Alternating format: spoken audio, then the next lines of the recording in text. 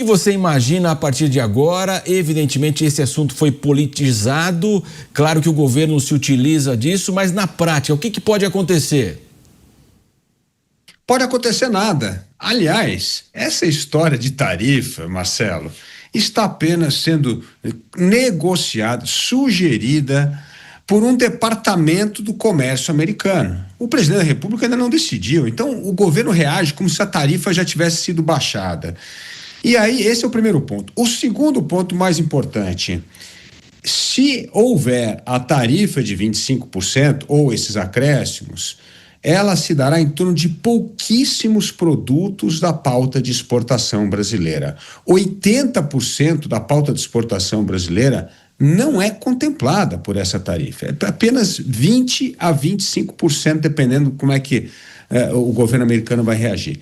Isso representa, Marcelo, para você ter uma ideia, apenas 2,7% do que o Brasil exporta, se houver essa incidência dessa taxa nesses 20% de produtos exportados para os Estados Unidos. Isso representa 0,36% do PIB brasileiro. Foi um dado que o Marcos Troijo, que foi ex-secretário do Comércio Exterior no governo Bolsonaro, trouxe. Então, assim, é, na verdade, uma exploração política tacanha, eleitoreira desse governo. Vamos esperar ver o que vai acontecer. Nesse meio tempo, a diplomacia deve estar negociando e não fazendo proselitismo político ou dizendo que vai retalhar os Estados Unidos.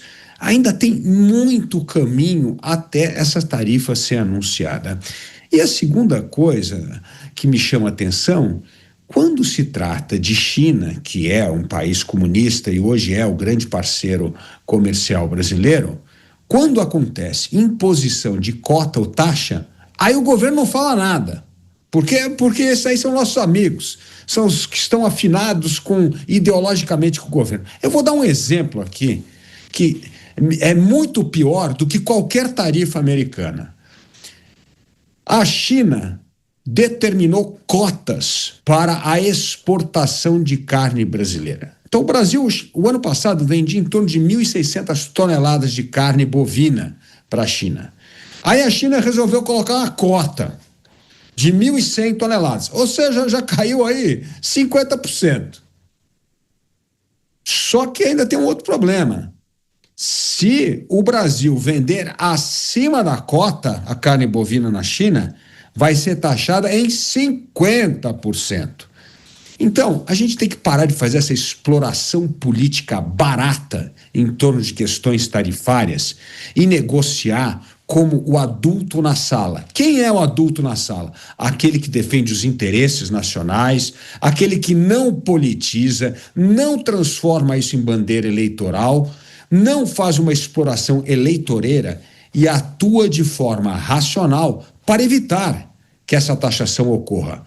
Agora, se colocar um estudo de tarifa na mesa e começar a explorar politicamente, o Brasil está dando um tiro no pé, porque pode estar acelerando justamente a adoção dessas tarifas contra o produto brasileiro. E aí não tem nada a ver com Flávio Bolsonaro, tem a ver com a irresponsabilidade do presidente da República em lidar com a questão.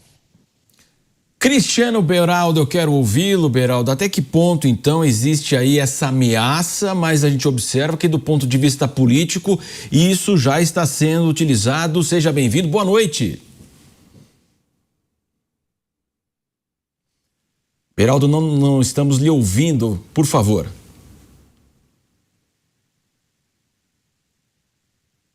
Daqui a pouco a gente vai fazer um ajuste com o Beraldo, então vamos agora receber o Roberto Mota. Seja bem-vindo, muito boa noite, Mota. Boa noite, Marcelo, boa noite, meus colegas de bancada, boa noite, nossa querida audiência. Mota, então, até que ponto isso vai ser efetivado, mas a gente observa, então, que do ponto de vista político já está sendo muito utilizado num ano eleitoral, evidentemente? Essa é o principal aspecto dessa questão, Marcelo. O meu amigo economista diplomata Marcos Troijo tem um estudo que mostra que o percentual das exportações brasileiras afetadas por uma eventual taxa é mínimo. mas isso serve principalmente como pauta política.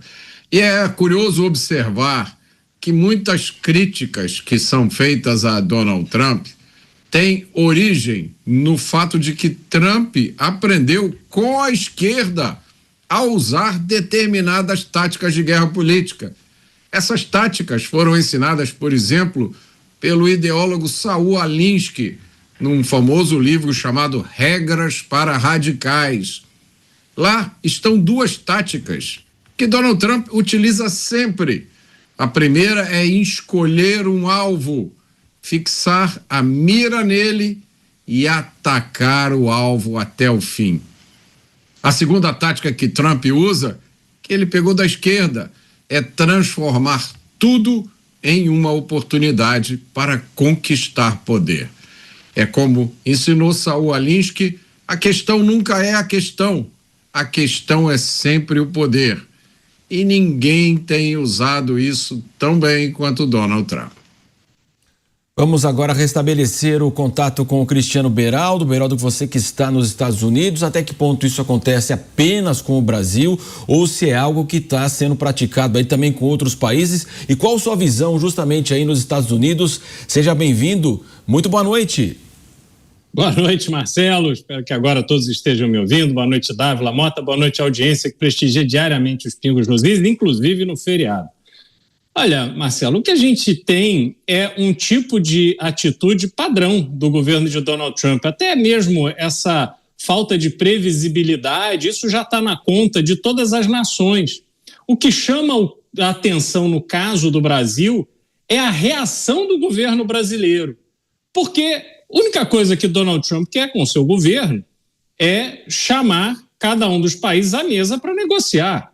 Há mais coisas. Os Estados Unidos já conseguiu muita coisa do Brasil porque o nosso governo dorme. O nosso governo entrega sem ter de volta absolutamente nada que se equivalha em termos de valor estratégico. E eu cito aqui um exemplo que já citei outras vezes.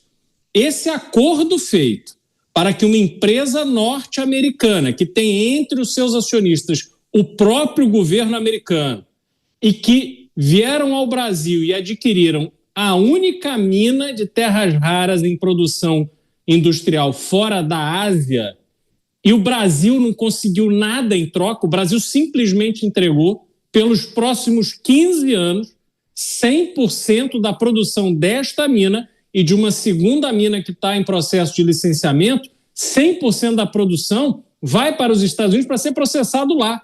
Quer dizer, o Brasil não teve absolutamente nenhum ganho de tecnologia para abrir um novo mercado, para poder processar essas terras raras aqui, ganhar know-how, nada, zero, entregamos de graça, porque o governo é absolutamente míope em relação àquilo que é estrategicamente importante para o Brasil ter relevância no mundo.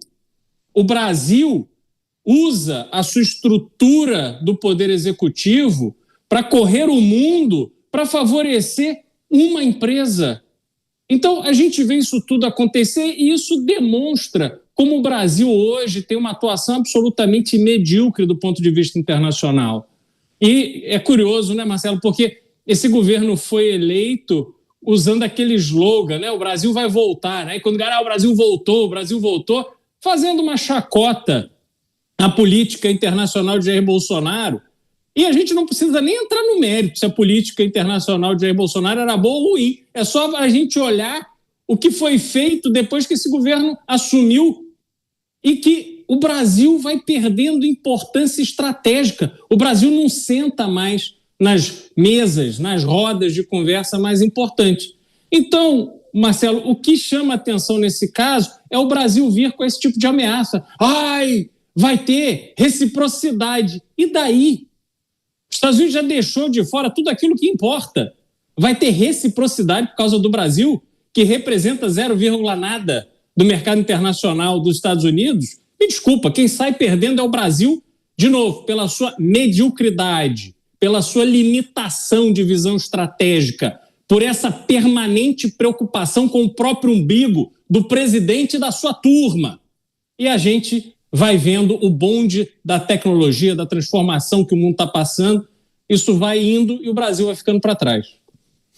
Dávila, a gente observa aí esse retorno daquele discurso da soberania num país que mais de 30% do seu território é utilizado pelo crime organizado. Realmente, a soberania do país está sendo esgarçada a cada ano que passa pelo crescimento do crime organizado, que controla território, controla atividades do mercado lícito, como combustível, imóveis, fintechs. É uma vergonha. Licitações públicas, como lixo e transporte público, o avanço do crime organizado e a omissão do governo em combatê-lo, isto sim é o maior ataque à soberania nacional.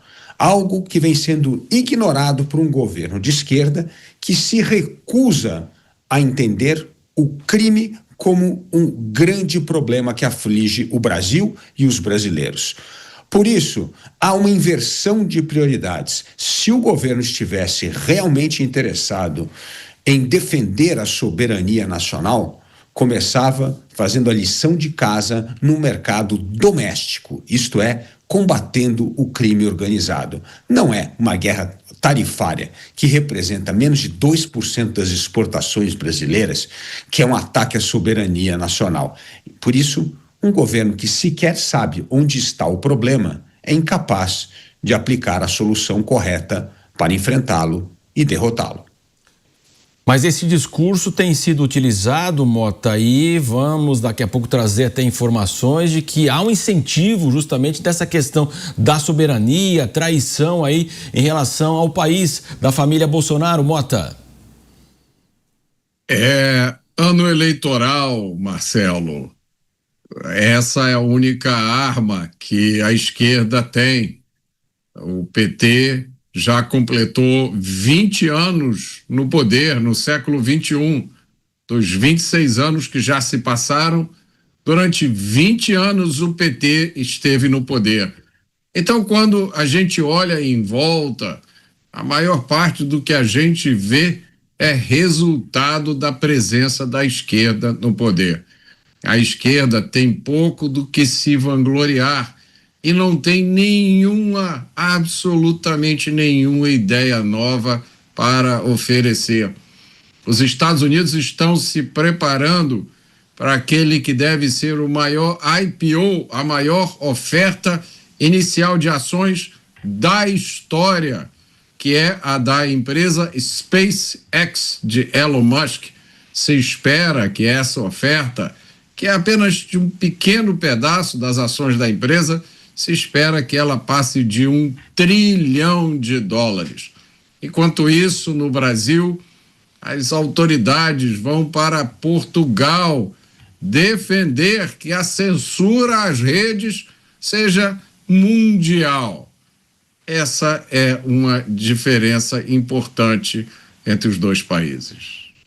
Cristiano Beraldo, para que nosso público possa entender como é que funciona, né, o fato desse organismo aí que ameaça, entre aspas, aí 37,5%, como isso se aplicaria na prática se fosse colocado mesmo ainda, claro, o governo brasileiro também pretende fazer uma negociação sobre isso. Olha, isso é feito de forma muito transparente, para ser sincero, Marcelo. O governo americano como um todo, né, ele elenca aquilo que embasou esse anúncio das tarifas. Obviamente tem 12,5% em cima dos 25% em razão de trabalho forçado, que nem é uma alegação que faz muito sentido, assim como outras coisas alegadas pelo governo norte-americano não fazem sentido. Então, não é motivo para drama, é motivo para trabalho, é motivo para que os responsáveis possam ir representando o governo brasileiro, levando dados confiáveis sobre aquilo que acontece no Brasil. Agora, não adianta levar dados do IBGE, por exemplo. A gente precisa que, no mínimo, o Brasil se porte de forma a ter uma conversa séria, com números que possam ser verificados. Não adianta ir nessa loucura dos números do atual governo, que acha que mais importante do que apurar a inflação real é elaborar um mapa de ponta cabeça que tem o Brasil no meio. Então, esse tipo de devaneio Não ajuda em absolutamente nada essa conversa. Da mesma forma que os ataques reiterados do atual presidente da República aos Estados Unidos e ao próprio presidente Trump também não ajudam. Como o presidente brasileiro só está preocupado com a sua reeleição, ele dá de ombros ao desempenho do seu papel institucional de presidente da República e representante do Brasil em negociações estratégicas mundo afora, e olha simplesmente com o objetivo de moldar o seu discurso para o seu eleitorado.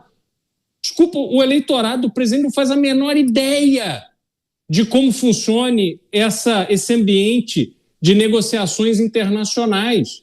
E se o governo for incompetente ou nada fizer, o que vai acontecer é que, a partir da data estabelecida, todo o produto brasileiro, naquela lista que foi elencada, que chegar aos Estados Unidos, terá que recolher esses tributos para poder entrar no país. Então, os produtores brasileiros, inúmeros deles, às vezes não é um mercado tão relevante do ponto de vista geral das exportações brasileiras, mas pode ser um mercado fundamental para a existência de uma cidade que tem ali, naquela indústria, naquela empresa, uma parcela imensa da população daquela pequena cidade que trabalha para essa indústria e que agora tem o seu negócio ameaçado, porque muitas delas têm nos Estados Unidos o seu destino principal. Portanto, se a gente olhar no geral, pode até fazer uma avaliação que o que ficou ali na lista representa uma parcela menor. Só que mesmo esta parcela menor, se efetivamente for sujeita a essa tributação, você pode ter um efeito muito duro e grave numa série de comunidades Brasil afora. E isso, obviamente, tem que ser tratado com responsabilidade e o governo tem que fazer tudo o que estiver ao seu alcance para evitar. Mas, infelizmente, não é o que a gente está assistindo.